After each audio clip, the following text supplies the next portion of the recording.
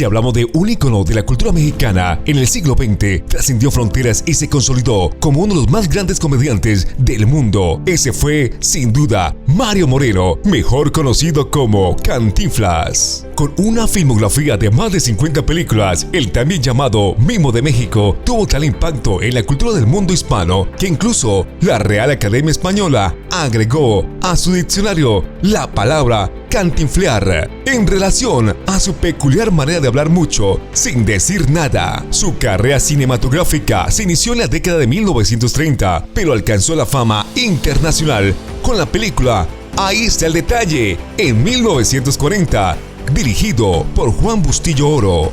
A partir de entonces, protagonizó una serie de exitosas películas tanto en México como en el extranjero, consolidándose como una de las estrellas más importantes de la época dorada del cine mexicano. Cantinflas también se destacó por su compromiso con causas benéficas y sociales en México, convirtiéndose en un símbolo de generosidad y solidaridad. Fuera de su carrera cinematográfica, Cantinflas fue un personaje muy querido y respetado, conocido por su carisma, su sentido del humor y su cercanía con el pueblo mexicano, dejando un legado perdurable en la historia del cine y la cultura mexicana. Hola, ¿qué tal a todos? Bienvenidos a una historia para contar. Estos son algunos datos de este gran personaje. Mario Fortino Alfonso Moreno Reyes nació un 12 de agosto de 1911 en la Ciudad de México, en el seno de una familia humilde y numerosa.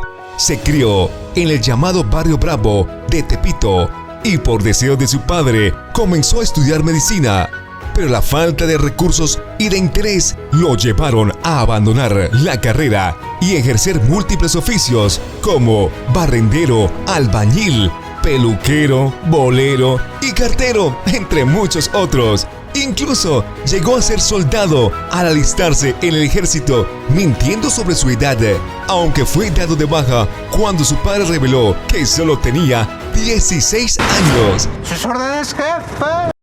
Sus inicios en las carpas.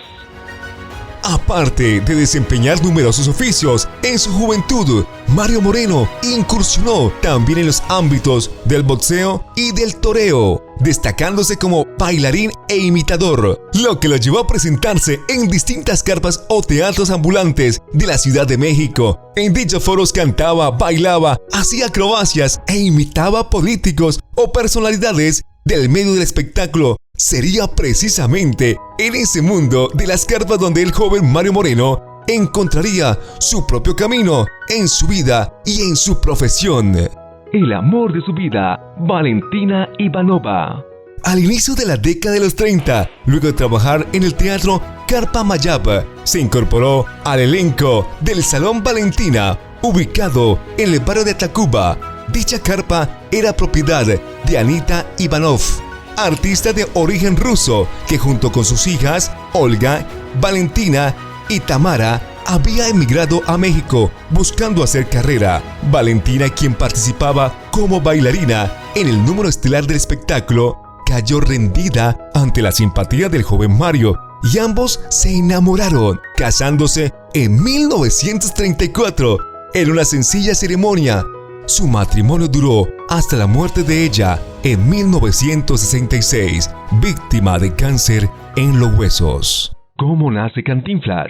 El mayor brote de genialidad del joven Mario Moreno en los inicios de su carrera fue sin duda la invención del personaje de Cantinflas, el peladito de baja extracción social que con su hablar confuso consiguió imponerse sobre los poderosos. Según varias fuentes, se inspiró para crearlo en un borrachito que trabajaba en el teatro. Ya se presentaba a mediados de la década de los 30. Se dice también que el nombre del personaje se le ocurrió a Mario Moreno cuando, al momento de una improvisación incoherente, tras haber olvidado su parlamento, alguien del público le gritó: ¿Cuánto inflas? ¿Cuánto inflas? Puede ser que ahí comenzó el nacimiento de Cantinflas. Su primer triunfo cinematográfico, Ahí está el detalle.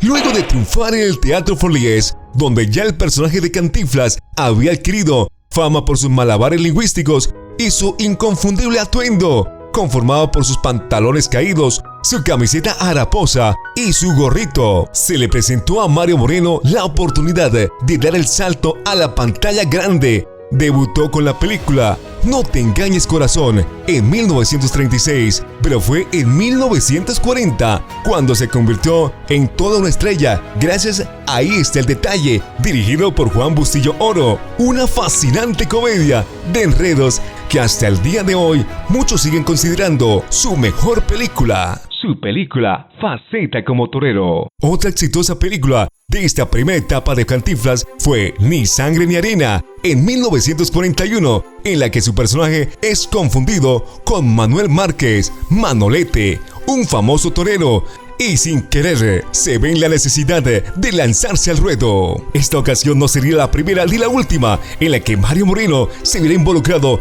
en el mundo de la tauromaquia, pues desde joven tuvo afición por la fiesta brava y se convirtió en un gran exponente de lo que se dio en llamar toreo bufo o cómico, es decir, lidiando al toro de manera divertida, buscando la risa del espectador. La influencia de Chaplin y la mutua admiración. Cantinflas protagonizó El Circo, cinta en la que se nota, como en ninguna otra, la enorme influencia que tuvo el gran Charlie Chaplin en el cómico mexicano, al grado de que puede ser considerada como un remake de su famosa película El Circo en 1928. Con el tiempo, el propio Chaplin llegaría a ser también un gran admirador de Cantinflas, calificándolo incluso como el mejor comediante vivo. Y es que, si bien uno se valía sobre todo de la mímica y la gestualidad, y el otro principalmente de la palabra. Que ya porque es juez y uno lo que es muy bien. ¿Qué dijo? Ícono de la cultura mexicana. El 30 de agosto de 1953 tuvo lugar en la Ciudad de México la flamante inauguración del Teatro de los Insurgentes, con la puesta de escena Yo Colón, protagonizada por Mario Moreno. La polémica estaba presente, no tanto por la obra, como por el mural de Diego Rivera, que a día de hoy todavía adorna la fachada del teatro, pues el gran muralista mexicano había incorporado originalmente la figura de la Virgen de Guadalupe junto a la de Cantinflas, lo que fue considerado una blasfemia por sectores conservadores y algunos eclesiásticos. La guadalupana fue finalmente excluida, pero ya desde entonces Cantinflas quedaba situado como ícono de la cultura mexicana. Su exitosa incursión en Hollywood. Tras protagonizar en 1956 la exitosa El Bolero de Raquel, su primera película a color.